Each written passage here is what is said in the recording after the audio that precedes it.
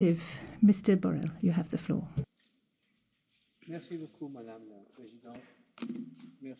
Thank you very much, Madam President. Thank you very much, Mr. McAllister. Mr. Danjean, pour le travail que vous... And thank you, Mr. Danjean, for the work you've done. In preparing these reports on the CFSP and the CSDP. Allow me to start with the CFSP report. First of all, I'm delighted to see that we continue to focus on the central nature of values. We have to continue to be a power based on principles. Multilateralism and the international rules-based order, that is the underpinnings of our foreign policy. I'm pleased that you recognize that we need to be more assertive. And those days we have the proof that we need to be more assertive with respect to Libya, with respect to almost everywhere of the problems we are facing. We need to be more assertive in protecting our vital interests. We live in a world of power politics, and we need a truly integrated foreign policy that combines the power of member states with the coordinated mobilization of our instruments. And as your report states, we need to strengthen the links between internal and external policies. This has been said many times. It's good to repeat it. It would be much better to implement it. I welcome the emphasis you put on the importance for securing adequate financial resources for external action under the next multi-annual financial framework. We are going to see soon if it is possible or not. In particular, we need to preserve the envelopes for the neighbourhood and sub-Saharan Africa in the new proposed instrument. Yesterday I was with the President of the French Republic and with the presidents of the 5 Saharan countries, and the issue of the resources that we need in order to help them to face their security problems, which are our security problems, was on the table. And I wonder if the answer we are going to be able to give to them the next day is good enough. Partnership. You rightly point out that for everything we want to do, we need partners. We want to be multilateral, but one cannot be multilateral alone. To dance the tango, you need two. To be multilateral, you need several. We need to link up with like-minded allies, with regional blocs like the African Union or ASEAN, above all, the United Nations. Take, for instance, climate change. The Council asked me last meeting, the European Council, to develop a strong climate diplomacy in order to make that our climate ambitions can be shared in partnership with other states in the world. Because if not, our efforts will be completely useless. We must engage with others in order to ensure to be them on board in our climate action in order for it to be really successful. Credibility. It's clear that we will lose credibility as a geopolitical power if we cannot deliver stability and security in our immediate vicinity. If we are not able to solve or to help to solve the problems of Libya or the Western Balkans, it's going to be quite difficult to convince anyone that we are a geopolitical power. It's clear that we must step up our support to Ukrainian sovereignty and resilience. It's still there, Kosovo. I haven't been able to travel to Kosovo because Kosovars, they don't have a government. But even if they don't have it by the end of the next month, we will have to travel to Kosovo and Serbia in order to reiterate our commitment to the European perspective for the entire region. We have some complicated relations with some of our other neighbours. Recent activities by Turkey affected the security and the interest of our member states, and the wider region are in a real concern. The Mediterranean, the central Mediterranean, is suffering an extraordinary change from a geopolitical point of view. And some actors like Russia and Turkey that 6 months ago, they were not showing up there. Now they are taking the lead on trying to solve this problem. We have to pay special attention, you are right, to the southern neighborhood, Libya, Iran, Iraq, which are protagonizing the debate today. We have been at the forefront of efforts aimed at de-escalation, but at the end, who is sitting at the table, Sarraj and Haftar, in order to try to reach an agreement on the ceasefire, is not the European Union, it's Russia and Turkey. Africa. Let's talk a lot about Africa, a continent of both promises and challenges. The Council mandated the High Representative and the Commission to present by the June meeting a comprehensive action plan for Africa. And believe me, from now till June is not too much time to build this comprehensive action plan with Africa, because we cannot do it alone. We cannot have a plan for Africa without the Africans, starting in the Sahel, and President Macron yesterday held a very interesting meeting asking the 5G countries of the Sahel to come and to talk about what we can do together, as much as we will do the same thing in our college meeting with the African Union in Addis Ababa in next February. Latin America. Latin America is burning. From Chile to Mexico. There are a lot of great difficulties, and we should work to strengthen our cooperation. To pursue our interests in Asia, which remains stable and prosperous, maybe the most stable and prosperous region in the world today. Tomorrow we'll be traveling to New Delhi to attend the Raisina Dialogue and strengthen our strategic partnership with India. And also we'll do that soon with China to prepare the summit. About CSDP, about the CSDP report, which addresses the impressive development of the Union's common security and defence policy on the challenges that lie ahead. Here the urgency is clear. In a geopolitical world, the EU has no choice but to strengthen its capacities to protect itself and become a more credible security provider. The beating heart of the CSDP are today the 17 missions and operations deployed in different regions beyond our borders. And I have to salute the enthusiasm and devotion of thousands of men and women who are serving the European Union flag in sometimes dangerous circumstances. In your report, you point out rightly that we need to address persistent structural issues that are affecting our missions. We need to make sure that the CSDP missions become more robust, both in terms of human resources and of their mandates.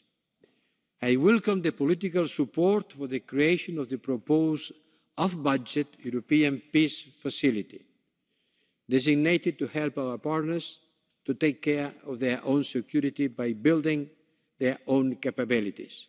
This is important once again, for example, in the Sahelian countries. Taking a greater role in the world requires developing what is called a strategic autonomy. Some words that are sometimes conflictual and not everybody understands them in the same way. This is a sensitive term, but in this context, it essentially means that we have to strengthen our capacity to act with partners where possible, alone if necessary. And your report highlights this does not mean that the European Union is forsaking its partnership. On the contrary, it will make the European Union itself a stronger global partner. And it will also benefit NATO, because a stronger European Union and a stronger NATO go hand in hand. Let me highlight the importance of the permanent structured cooperation and the European Defence Fund. You, the Parliament, will have to decide the amount of resources devoted to this defence fund as much as to the peace facility, which will be the cornerstone of our future CSDP projects. Many things can be said about what we are trying to do, and your report covers them very well. I can say that I agree a lot with everything you present in this report. I just want to stress the importance of the new frontiers of artificial intelligence, which will have geopolitical implications by empowering both competing states and hostile non-state actors. We need to remain in the lead, both in the global discussions on norms and rules, as well as in the development and application of all technologies to promote our own security. I'm sure the Europeans are not aware of how important is this issue, which are going to be the consequences of the developing of artificial intelligence technologies for our security in the future to come. Not a long-range future. The next 5 years will be decisive for that. Space and maritime are other strategic sectors where we need to ensure a coordinated use of different European Union internal and external policies and instruments. And here I would like to highlight, as your report does, that the European Union Satellite Centre will require relevant structural funding, especially from the European Union budget, to maintain its contribution to our actions. It's becoming quite impossible to believe that we can develop actions all over the world if we are not able to observe how the world is. We have a satellite centre that cannot be lacking resources in order to fulfill its mission. In conclusion, the stakes are high and the challenges formidable. We need to keep the momentum on strengthening our common security and defence policy. And there are some problems in our immediate neighbourhood and the immediate future that will represent some proofs of the capacity and the willing of the European Union member states to play this role. Libya. Let me put this example. Just imagine that there is a ceasefire, and in Berlin we get an agreement in order to build a political solution. Let's imagine. But any ceasefire can last not a couple of weeks without a strong monitoring procedure. Are we going to be ready to do so? That's a question that we will have to answer in the next future. Thank you, Madam President.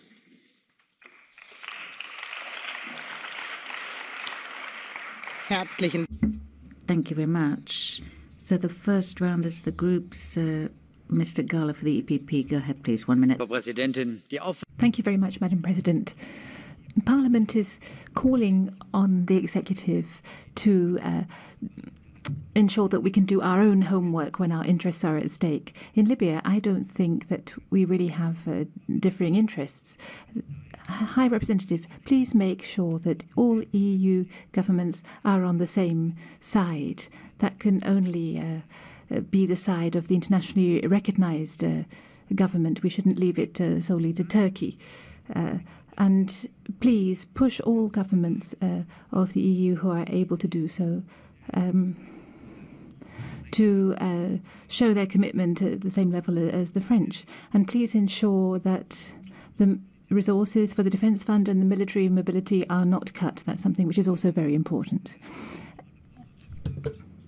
We should take advantage in realizing that we have an island in the east of Asia where we have seen in a Chinese society, a democratic election. So let's congratulate the people of Taiwan for the elections that they have held, sober and democratic one. That is a wish for the entire of Eastern Asia that we should have. Thank you.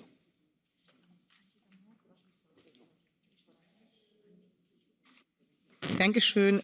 Thank you very much. And now for the S&D, Mr. Lopez. Go ahead. Thank you very much indeed, Madam President. During this plenary, we're going to vote on two important reports for our foreign policy, the one on CFSP and the one on CSDP.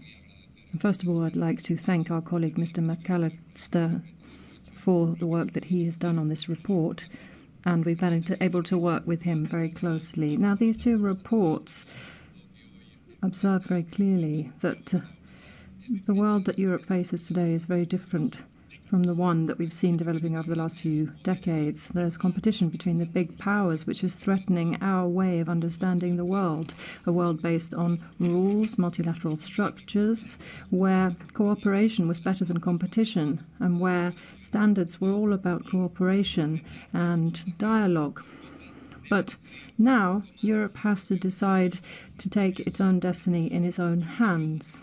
And that is why we have to make a strategic choice with regard to our autonomy and our sovereignty as a continent, to be able to have our own capacities to defend ourselves and promote our interests and values.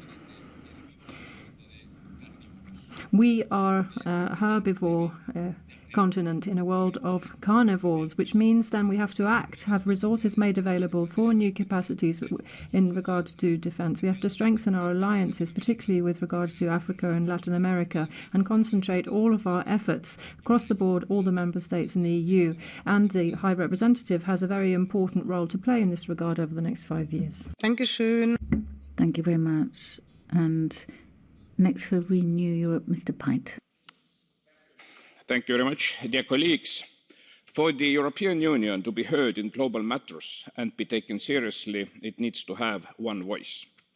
This includes areas of foreign policy, development cooperation and foreign trade, as well as security and defence policy. Quite a lot has been done in the CSDP sphere, if we compare to some years ago. But more needs to be done, and this idea of common EU defence needs to be taken seriously by all EU member states. With EU strategic autonomy being the goal, the EU can and should greatly contribute to the strengthening of European and transatlantic security. The EU must work together with NATO and like-minded partners. To have a stronger EU defence does not mean undermining NATO, but vice versa. A stronger EU is a stronger partner for NATO, be it by bringing about more European military capabilities, investments in defence technology invention, or by some other means. Taking into account the size and capabilities of the EU, it is only elementary that it should be able to defend itself. Also, for that reason, the very good cooperation with NATO, US, Canada and others is extremely important. But to be able to defend the principles of international law and multilateralism, that forms the basis of EU defence and security dimension in its international relations, the EU military capability. So the EU, in its defence policy,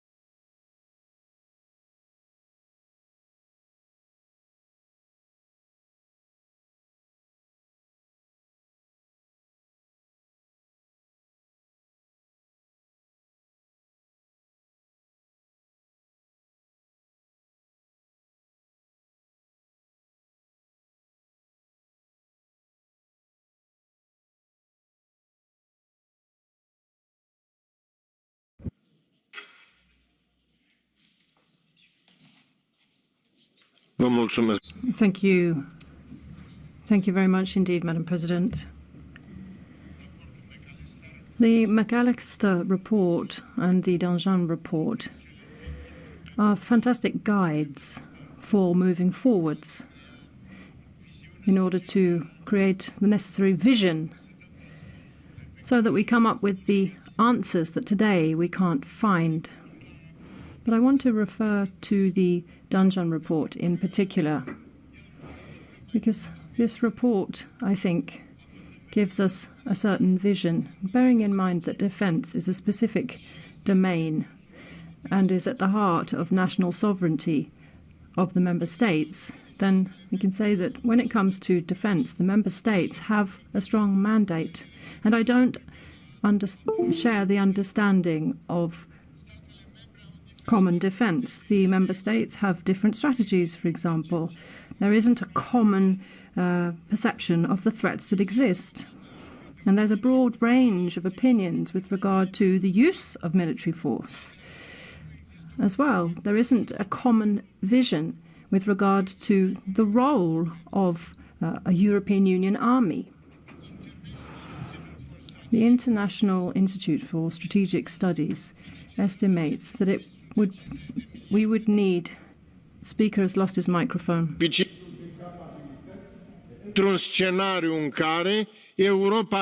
In a scenario in which Europe would be able to defend itself. The speaker has lost his microphone.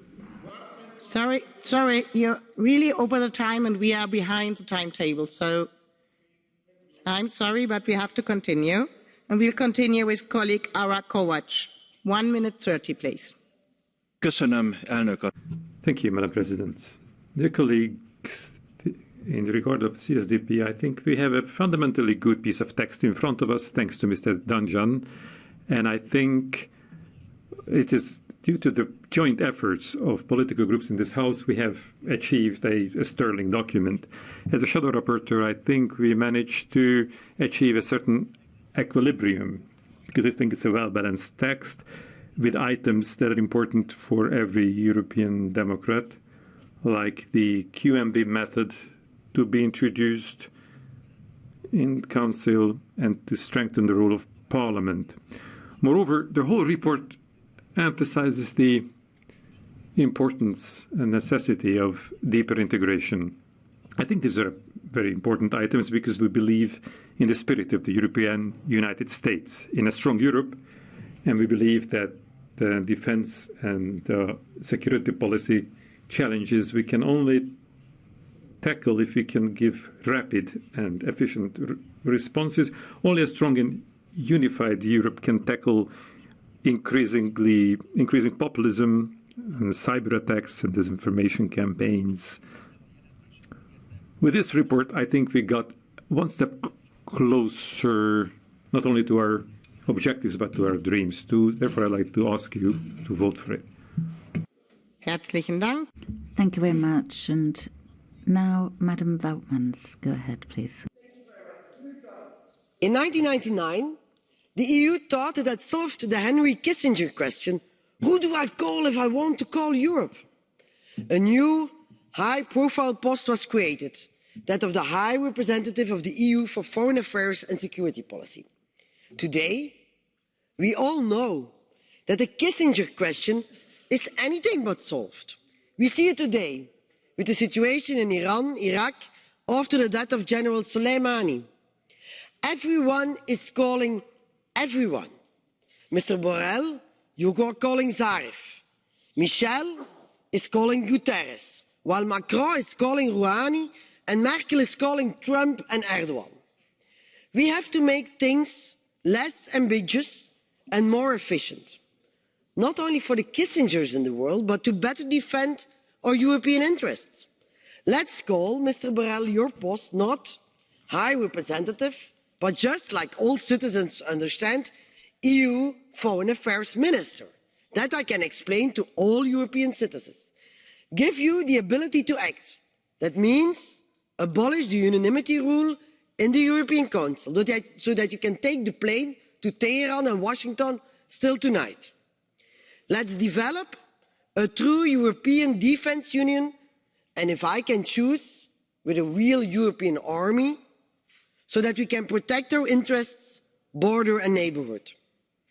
If we could learn one thing from the Russians and Americans, it is that a strong foreign policy backed by a strong military goes to the heart of the nation.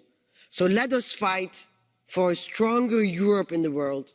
And Mr. Borrell, we will fight with you here in this parliament. Thank you very much. In der Aussprache. Thank you. Now, Madam Neumann, 1 minute.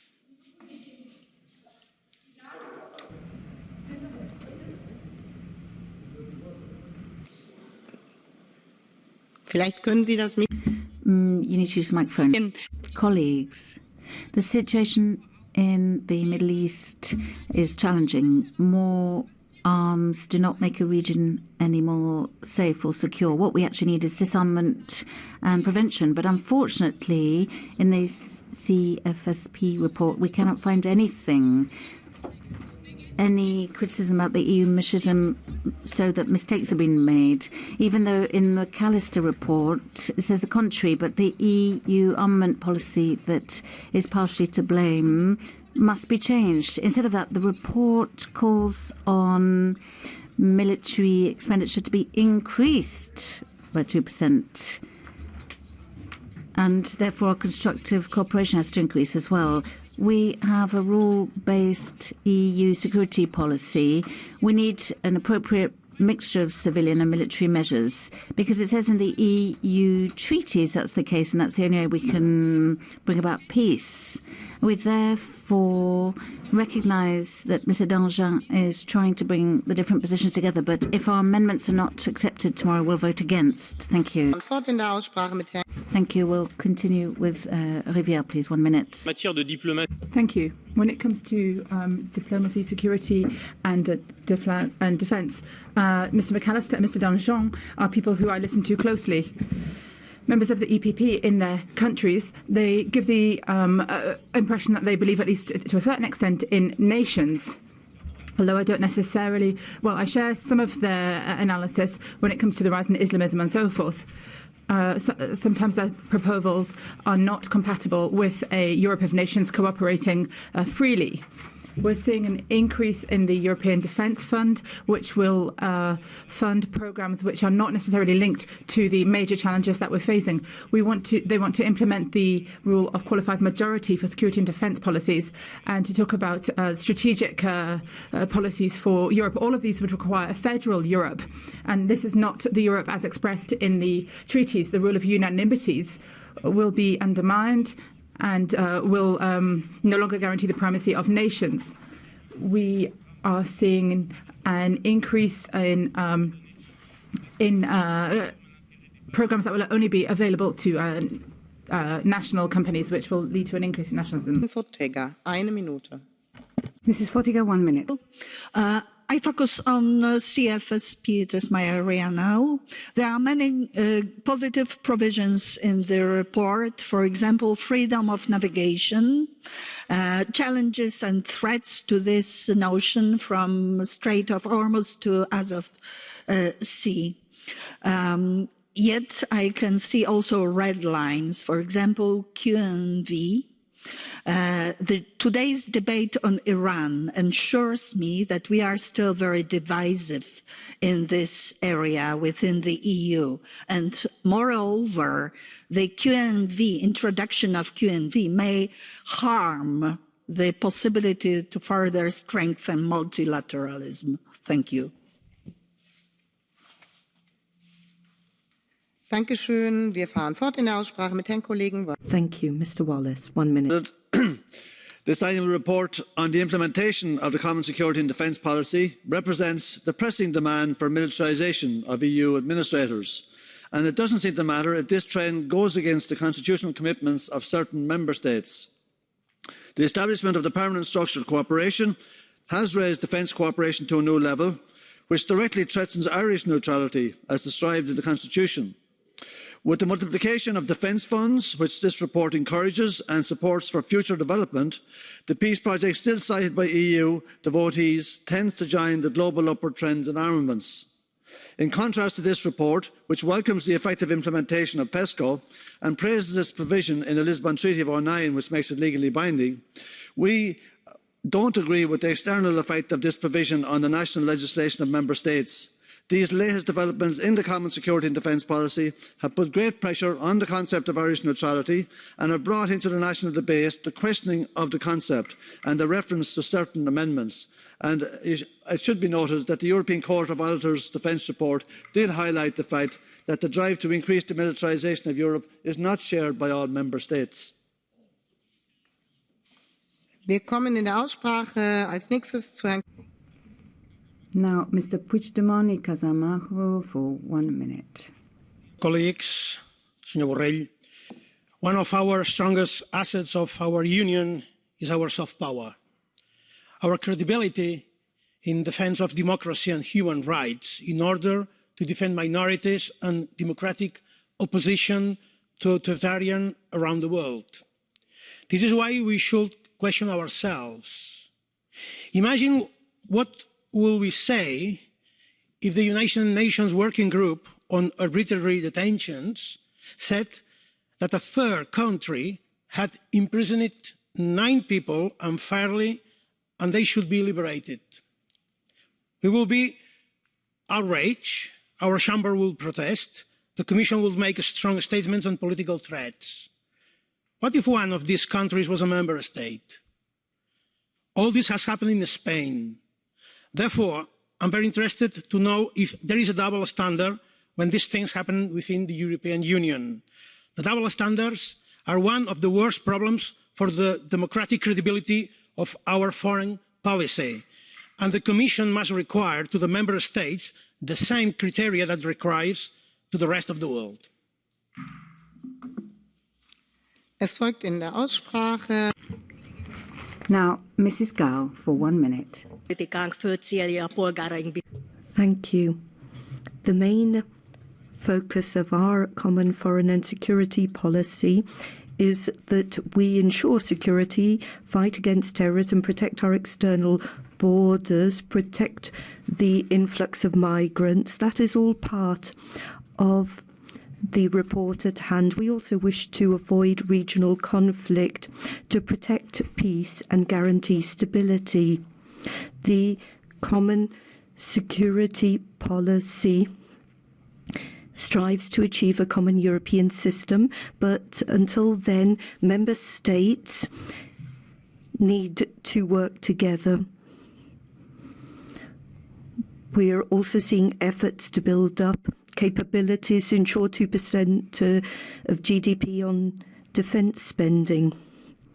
We also need to be present in the Western Balkans, Albania and North Macedonia. We need to take up negotiations.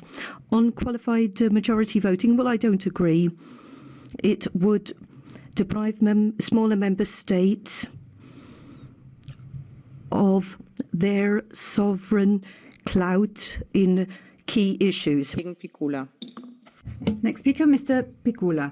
Na odlično obavljenom poslu. Izvješće o provedbi zajedničke vanjske i sigurnosne politike je doneseno konsenzualno. I would like to congratulate the rapporteurs. The prominent role of the European Union in the promotion of peace and security, as well as the actor in the current conditions, is something that we have to focus. When it comes to CFSCP and CSDP, I do hope that the reports like this one will be adopted in the same manner in the future. I also support the continuous work on the strategic capacities of the European Union. The first weeks of this year have been contributing to the instability in the region, and this is why the European Union has to continue working on promoting the key values of cooperation, peace and progress. Strategic autonomy with the prominent need for the European Union to continue developing its defense capacities, the direction that we have to take. I believe that the Balkans should be more of a focus as a sign of continuity of defense and security policy. A stable neighborhood is a guarantee of the stable European Union. These are the messages we have to send to our partners in the Southeast Europe. I am sure that we will continue advocating for the strong Europe in a multilateral, in a world of multilateral relations, and our citizens, of course, expect results in line with our messages. Thank you. Lorenzo Natal for 1.5 minutes from the Renew Group. The floor is yours. Madame von der Leyen a annoncé une commission Mrs. von der Leyen announced a geopolitical strategy, and we are in a Europe which is seeing increased conflicts around it, Ukraine, the Sahel, Libya, etc., etc. They are of concern to all of us, and we have to stop and give up the time of innocence. We were talking about the European project being a peace project, and therefore we weren't interested in defence. I welcome the CSFP and CSDP reports that we are to vote on. They show that we are interested in efficient multilateralism, but they also call on us to build up a strong and robust European defence system so that we can fulfil our obligations vis-à-vis our allies, but also will allow us to be autonomous and independent whenever required. The strategic autonomy of Europe is now absolutely urgent. We have to stop reproaching our American allies to do too much or not doing enough when we have crises in regions which are of concern directly to us as Europeans. So it is time for us to shoulder our responsibilities in preventing conflicts, but also in resolving them, using all those instruments available to us. Let's be facilitators, let's be mediators, but let's also be players in the field of the return to peace. We need to weigh up the political power and clout that we hold. We can't allow other powers to carry on shaping our geopolitical position without our voice being heard. Europe is used to speaking out, and it is time that it put its actions into play. Minute from the ID Group. The floor is yours, Monsieur. Thank you. We've heard a lot of tough words and fine principles, but very little that is tangible. There are threats facing security, and one of those threats is mass immigration, Islamization, and terrorism. This is all down to mass immigration. We hear about the infamous EU CSDP, CFSP, and this policy has not reduced the threat. Quite the contrary, it has deprived member states of their full sovereignty. The EU has not implemented any urgent measures. Of course, we need cooperation. We need to share information between the member states. That is very effective in combating the major threat we face, which is mass immigration, Islamization and terrorism. Our recommendations are therefore clear. No further EU policy here, no working together with Turkey, but close cooperation with our partners such as Russia and the US. Thank you very much for your words. Mr. Charlie Weimers for 1 minute from ECR. The floor is yours, Monsieur. Tack, fru talman. När jag kom till Bryssel... Thank you, President. When we were in Brussels a number of years ago, there was a clear picture of what foreign policy should be. This is cooperation between states with contributions. Sweden and other countries should, however, be able to carry out an autonomous policy. However, recently I've seen that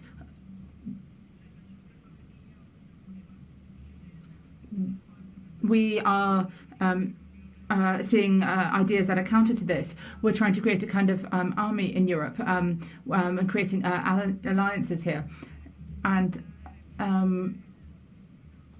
we're trying to move everything towards Brussels. Last year, there was a resolution, and now which talked about autonomy. Now we're talking about qualified majority voting, which will supplant national autonomy. we don't have a popular basis to do this. Thank you. Kollégámat szólítom, az non-attached kollégám, de nem látom a teremben. Akkor tovább megyünk, és Milan Mon. Mr. Buff doesn't seem to, Mr. Pugh isn't here, so we will give the floor to Milan Mon. And the floor is yours for 1 minute, monsieur. Merci. The previous speaker was not here. Gracias, President. Thank you, President. The European Union is a political project based on rule of law and rule of law, indeed. It is also part of the fight against radical nationalism. There is no place in Europe for those that don't respect rule of law, that flout those principles and flee justice. Today we had to listen to someone who represents that injustice. Now, let's move on to the issue at hand, Mr. Borrell. We live in a complex world, an interconnected world, a multipolar world, and the European Union must be a global player, an effective player to champion its interests and values. We must be relevant, and I would like to thank Mr. McAllister and Mr. Danjean for their respective reports. They are very comprehensive reports.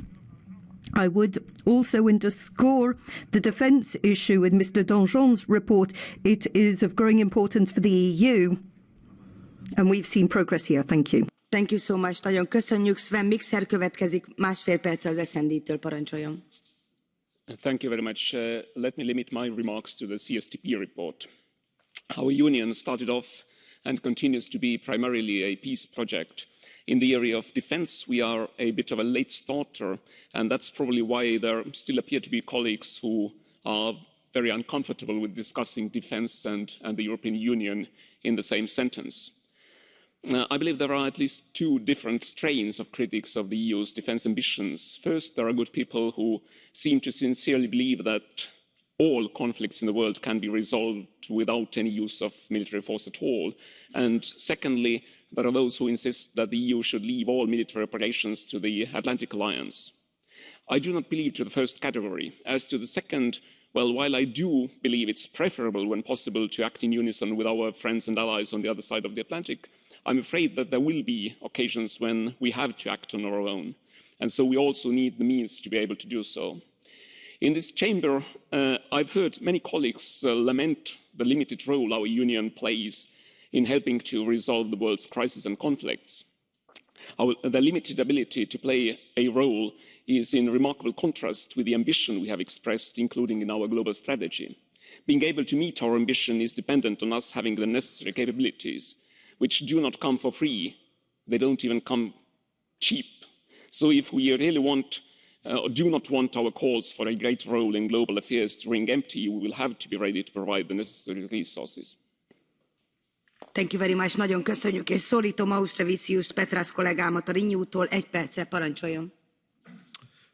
Thank you, Chair.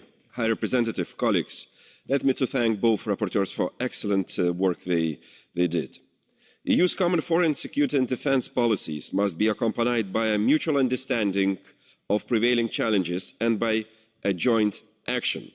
In addition to boosting and ensuring interoperability of our security and defence capabilities, we must be prepared to address challenges unveiling in a close proximity to our borders. For this reason, the South and East neighbourhood policies should effectively combine political, financial security and the defence dimensions. It is time for the action-based EU partnerships with aspiring democratic neighbours. The list of such valuable partners is dangerously shrinking, and they deserve a corresponding status in our European policies. Moreover, economic interests should not overtake our security concerns. It's self-deceiving to think that such projects as a Nord Stream 2 are only about economy. On the contrary, it enables Russian geopolitical interests to employ destructive policies in Libya and Syria. Thank you. Thank you very much. The next turn is Zovsko Zeljana from EPP. The floor is yours for 1 minute. Thank you, Madam Chair. And with the aspiration of our new Commission, Geopolitical Commission, to improve the European Union's external policy and our positions and impact on a global level, this debate on the two reports is a great opportunity for us to reflect upon the Parliament's view on the common foreign security and defence policy. I would like to congratulate Mr. David McAllister and Mr. Arnaud Danjean on excellent reports that they have done.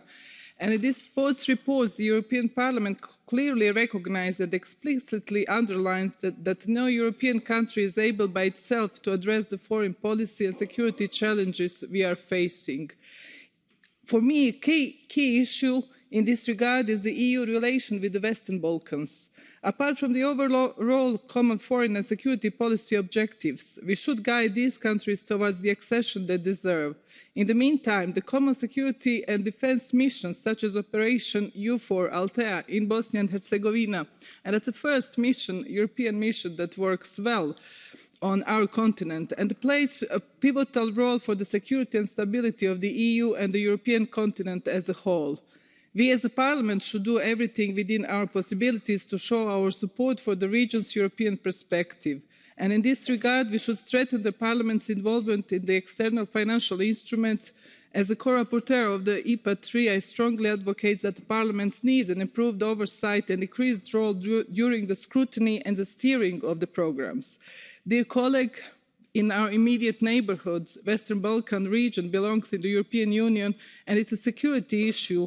It's about time that all institutions embrace the fact and works towards the enlargement and to finish the started business. Thank you. Thank you so much. I give the floor now to Joachim Schuster and he can talk a little bit longer from S&D. The floor is yours, Monsieur. Frau Präsidentin. Madam President. Interruption by the chair. Madam President, there's no doubt that what we need is to step up cooperation in our security and defence policies. Now, we've seen allies, Russia, seeing it's perfectly natural to intervene militarily, and a lot of conflicts in our neighbourhood are being waged with military means. But what is important is not just working together, it's how we work together that is important. That's what we have to distinguish. I can't understand, for example, why intensifying cooperation should necessarily go ahead with greater expenditure on ammunitions and defence. If we are going to be efficient in our cooperation in terms of armaments, why do we need more money for armaments rather than less? Usually, this is not the solution to bring about peace. We need the type of policy that will strengthen international institutions and will lead to disarmament and put restrictions on arms exports. Köszönjük, egy percre Irian Kiucsuk következik a Renew-tól, parancsoljon. Thank you, Madam President. Mr. Borrell, I want to thank the rapporteurs, Mr. McAllister and Mr. Danjean, for their comprehensive reports. Indeed, the multilateral order is changing. It's put under question by multiple conflicts, hybrid wars and terrorism. In this complicated situation, the EU is obliged to play a global role in order to protect its citizens, but also democracy, the rule of law, the respect for human rights, and the global cooperation.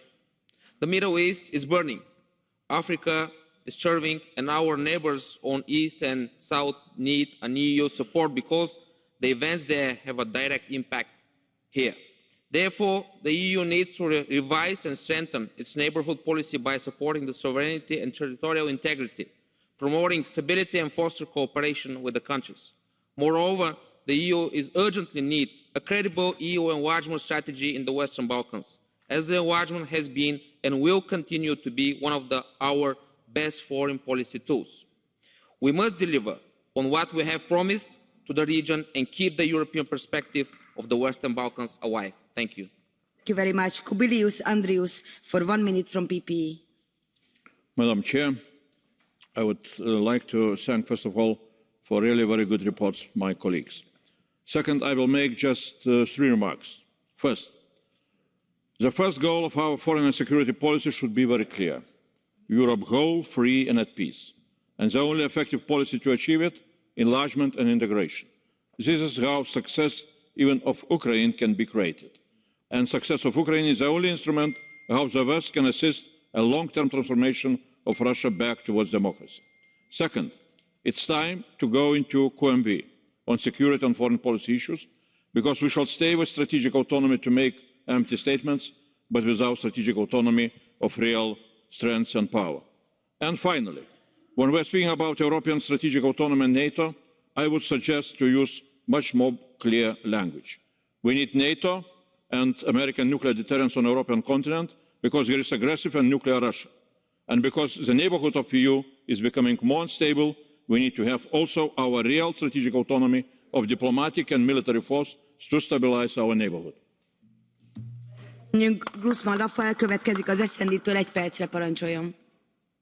Merci, Madame la Présidente. Merci. Thank you, President, and thank you to the two rapporteurs.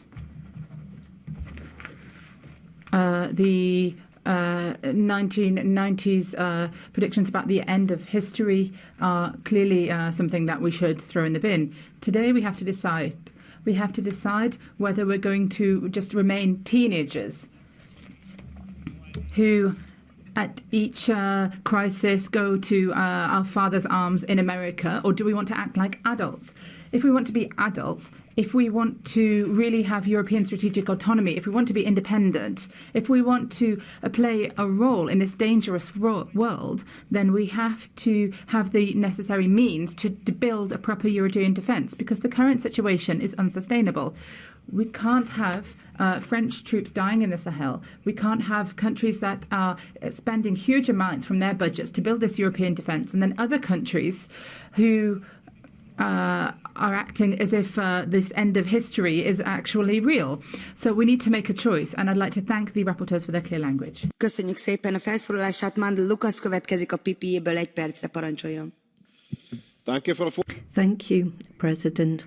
Colleagues, I will vote in favour of both reports and would like to thank David McAllister and Arnaud Danjean for their two reports, in particular their description of the rapidly deteriorating security situation in Europe. This puts the task firmly on our shoulders and on the shoulders of the Commission and Council. We need a new EU treaty. The Lisbon Treaty is outdated. It cannot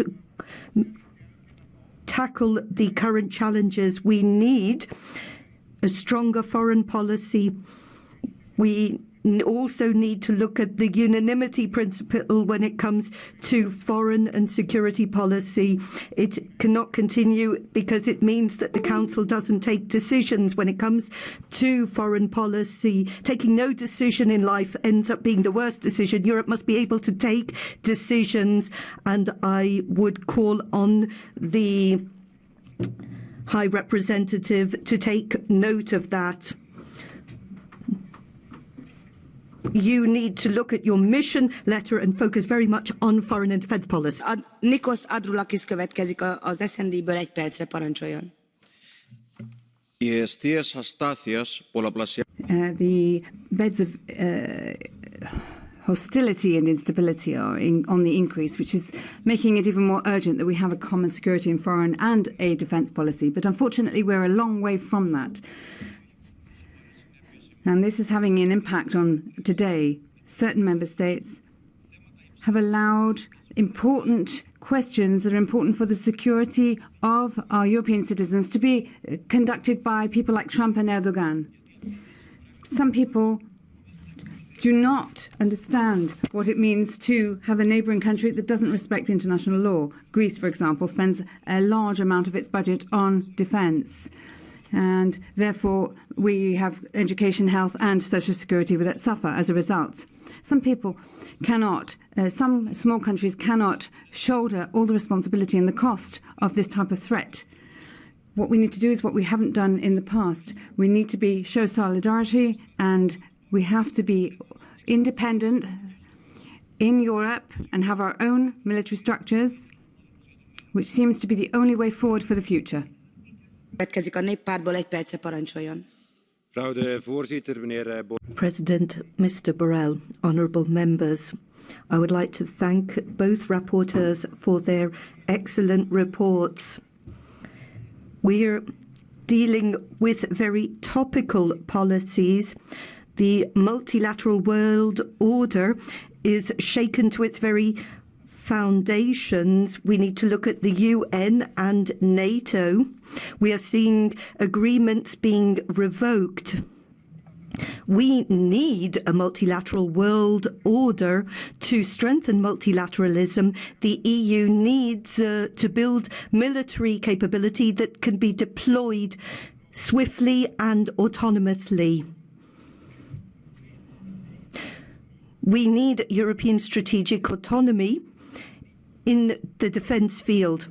That goal has not been achieved. I would call on member states to do everything within their power to that end, so that by the end of the current parliamentary term we have an efficient, effective and swift common European defence policy. Because in May 2018, millions of EU citizens went to the ballot box to vote in favour of a common foreign and security defence policy. Thank you, Kadir. First of all, I would like to thank both rapporteurs for a very good job. But if European Union would like to play a real role in today's challenging world, if we have the ambitions to be ahead not only in this role, first of all, of course, we should strengthen our diplomatic and economical activities, trying to de-escalate situation around the EU borders. But this is not enough, because on our neighbourhood we have unpredictable regimes in Syria, Iraq, Iran and Russia. We should increase our resilience and build the capabilities. Dear colleagues, authoritarian regimes understand only dialogue with the powerful players. And if we would like to be an autonomic, powerful actor, we need to allocate enough resources to build effective capabilities. And for that, allocate resources. And 2% aspiration from GDP for defense in each member state should be our nearest target. Thank you very much. Thank you very much. Nagyon köszönjük. Bocskor Andra képviselőtársunk következik a néppártból, 1 percre parancsoljon. Köszönöm szépen, elnök asszony. Először is gratulálni szeretnék a jelentéstevőknek. Madam President, I would like to congratulate the rapporteurs. The European Union and Hungary support the independence and integrity of Ukraine and a solution through negotiations so that we can have a return of peace to that country. And the Normandy plan has led to progress being made, and I do hope that these conflicts will soon be resolved. There are domestic tensions as a result of the nationalistic policy of the government there, and the minority rights were restricted. So the President has called on citizens to work together, and that's a positive sign. I think, and I hope, that the legislation will reflect this change. The European Union has to play a very active role in bringing peace in our neighbouring regions, but we also must call on a respect for minority rights. 1 percre ugyancsak parancsoljon. Thank you very much, Madam President and Mr. High Representative. I would like to thank both rapporteurs for excellently balanced reports, and let me make a couple of remarks on the CFSP. I want to welcome the rapporteur's horizontal approach. It's important to strengthen the EU's tools and institutions if we are to defend multilateralism, the respect for international law, and Europe's strategic interests around the world. Especially, we must uphold our commitment to the European Union's neighbourhood. The neighbourhood, dear colleagues, is the testing grounds for the common foreign and security policy. Most tangibly, Europe, not Russia, not Turkey, not China, must succeed in the Western Balkans. Here, I want to underline the EP's role in the resolution of political crises in the neighbourhood. But the EP alone will not succeed. We need to join forces, Mr. High Representative, with the Commission, with the Member States, in order to bring tangible and concrete results and to put the European perspective on the ground in the Western Balkans. Only concrete results will convince those who doubt Europe's international role, and we must achieve it this year. Thank you. Thank you very much for your prompt keeping the time. And it's Mr. Van Dalen now for 1 minute from the EPP. Thank you, President. Netherlands and most